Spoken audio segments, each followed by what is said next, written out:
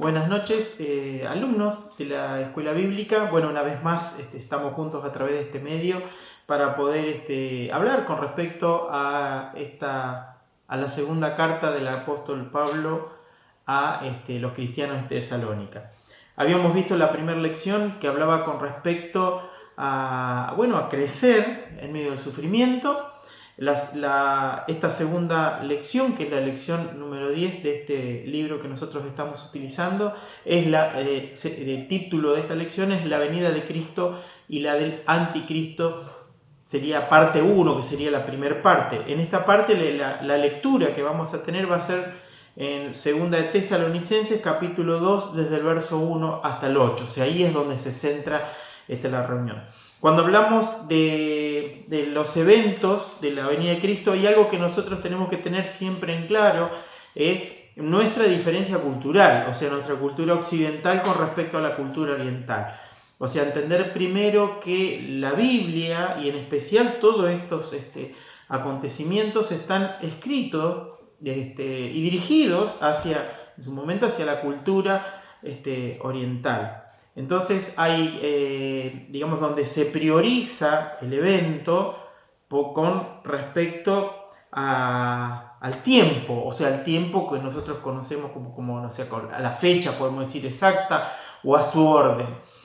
Entonces, para poder comprender y entender, primero creo que tenemos que tener este principio de interpretación para saber que tanto cuando vamos tocando estos temas que comienzan, podemos decir, en el Antiguo Testamento con el profeta Daniel. Hoy les pude compartir parte del libro de Apocalipsis de Daniel, que la verdad que tiene temas relacionados con respecto, inclusive ampliados con respecto al tema que se va a tratar hoy, que es la venida de Cristo y la del anticristo. Bueno, con respecto a la venida de Cristo podemos decir, o la venida del Señor, hay 4 temas que nosotros podemos tomar como principales. Primero es el arrebatamiento, que sabemos que el apóstol Pablo lo menciona en su primera carta a los cristianos de Tesalónica, lo aclara muy bien, habla con respecto a esa resurrección de los muertos en Cristo, y después él dice los que hayamos quedado vivos, y él establece. Y en esta segunda carta dice, arranca cuando nosotros miramos el capítulo 2 de Tesalonicenses, dice: pero con respecto a la venida de nuestro Señor Jesucristo y nuestra reunión con Él, dice: os rogamos, hermanos, que no os dejéis mover fácilmente de vuestro modo de pensar, ni os conturbéis ni por espíritu, ni por palabra, ni por carta, como si fuera nuestra, en el sentido de que el día del Señor está cerca.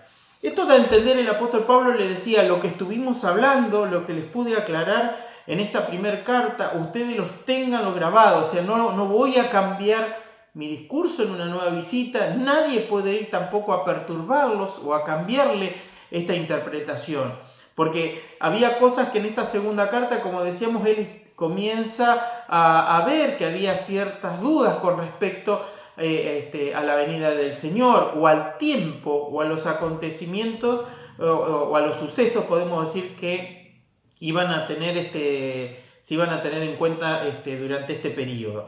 Bueno, sabemos que cuando nosotros tomamos la palabra de Dios, hay cosas que tenemos que comprender, y por eso es necesario, cuando tomamos la venida de Cristo, obvio que tenemos que estudiar la profecía, podemos decir, de las 70 semanas de Daniel, que está relacionada con el pueblo judío, y después tenemos que tomar ciertos pasajes, podemos decir, del Nuevo Testamento, principalmente de las cartas apostólicas, y también el libro de Apocalipsis, podemos decir que contiene con lujo de detalles todo lo que va a suceder durante este tiempo, y tampoco no olvidarnos de Mateo 24, que podemos decir es un pasaje escatológico dado en primera persona, podemos decir, por el protagonista que va a ser la segunda venida de nuestro Señor Jesucristo.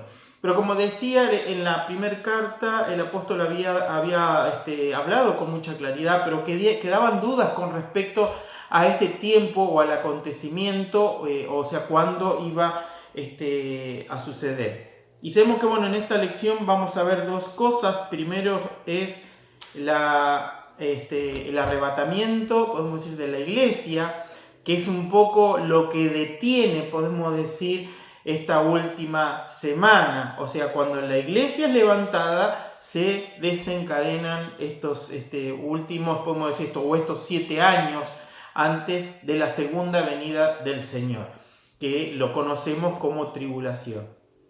Dentro de esa tribulación también está el surgimiento del anticristo. Podemos decir, sí, a través de la historia han habido diferentes anticristos o diferentes falsos profetas, pero cuando habla, por ejemplo, del anticristo o se refiere al anticristo como podemos decir, un hecho, ¿cómo le puedo decir?, donde cobra importancia este personaje, que va a ser único, podemos decir. Y bueno, ahí tenemos que mirar también, como les decía, el libro de Daniel. La verdad que el libro de Daniel hoy estuve mirándolo, tanto del capítulo 3 en adelante, donde Daniel le revela el sueño que había tenido Nabucodonosor con respecto a la estatua, no sé si se acuerdan.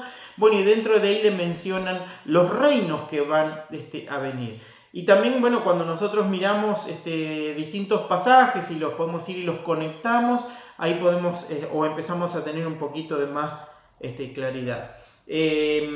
También, bueno, eso es la primera parte. Y hoy vamos a tratar 2 temas con respecto al anticristo, porque un poco sobre la venida pudimos hablar en la primera carta, pero ahora es el anticristo. ¿Qué es? Es un sistema, es una forma, es una persona. O sea, cuando nosotros miramos esto, vamos a mirar primero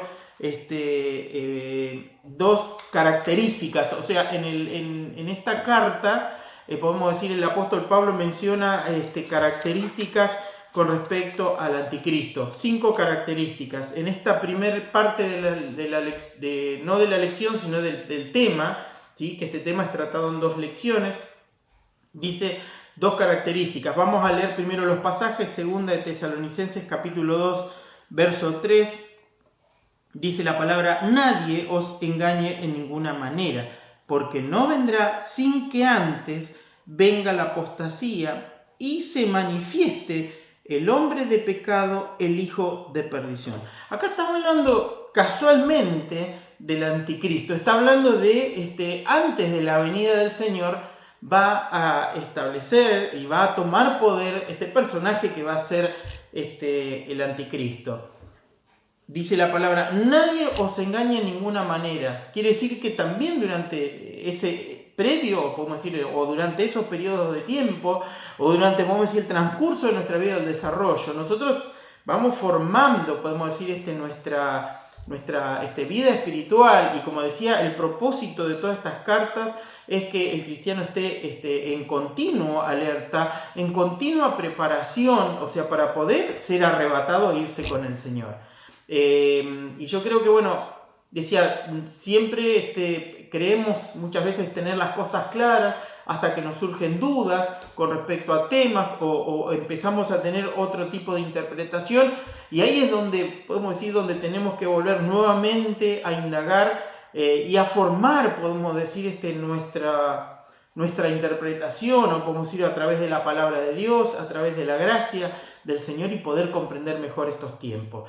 O sea, dice que antes de que venga Jesucristo, que la segunda venida de Jesucristo va a ser al final de esos 7 años de tribulación, ahí donde va a presentarse Jesucristo para llevar a cabo su reino milenial. Pero durante esos 7 años está hablando que cuando comience, después del arrebatamiento de la iglesia, comienza y se desencadena, podemos decir, estos 7 años que están mencionados y tienen relación, podemos decir, con el pueblo judío, que comienza, podemos decir, ese reloj de Dios, y esos últimos 7 años se cumplen.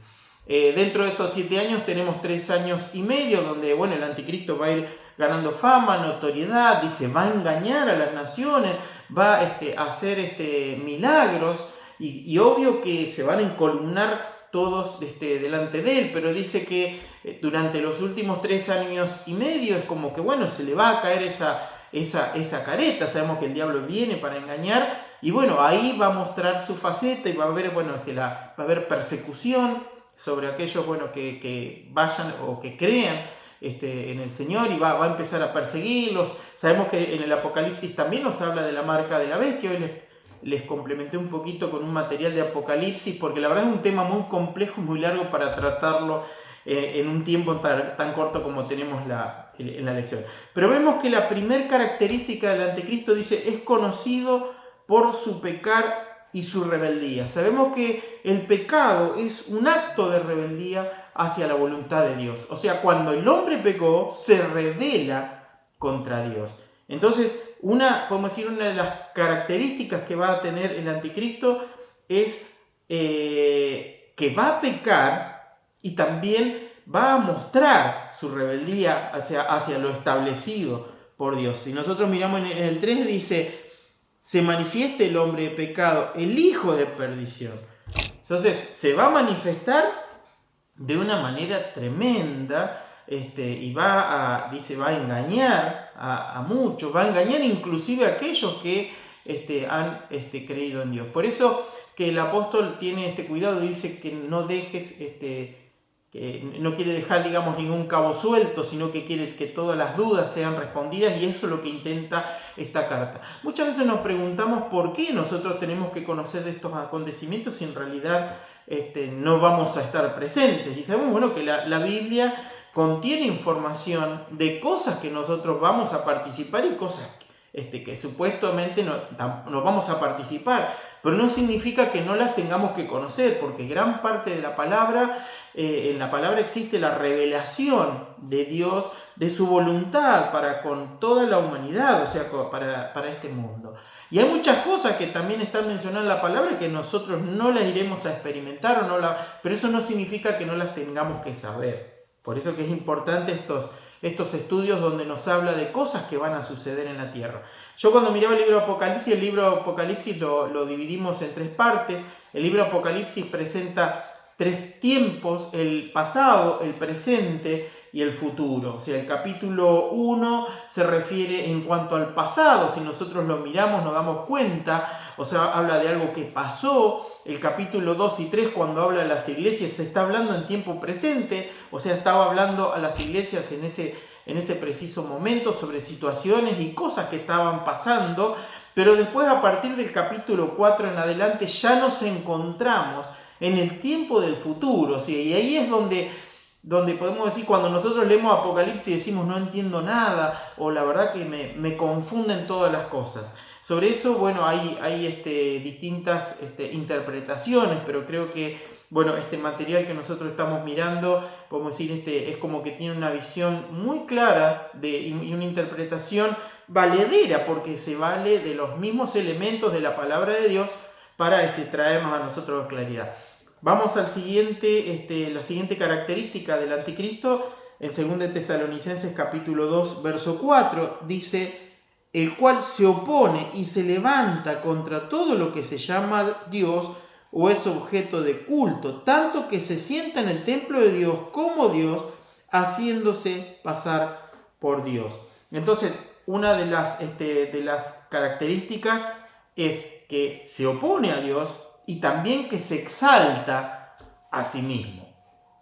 Podemos decir que esta es una característica de todo aquel que no cree en Dios, porque el exaltarse, ¿no? El creer que uno es superior, y en este caso dice que se cree que es igual a Dios, inclusive superior, y se sienta donde Dios se sienta, o sea, y trata de demostrar que tiene el poder, si bien en las próximas lecciones vamos a ver que ese poder está limitado, no solamente en el tiempo, sino que, bueno, va a tener este surgimiento, podemos decir, del anticristo, también tiene sus días contados. Por eso que cuando miramos la palabra, nosotros tenemos que mirar y tener en cuenta que el apóstol Pablo aquí está hablando y poniendo importancia de los acontecimientos y no del tiempo. O sea, no puede precisar el tiempo en que van a suceder estas cosas.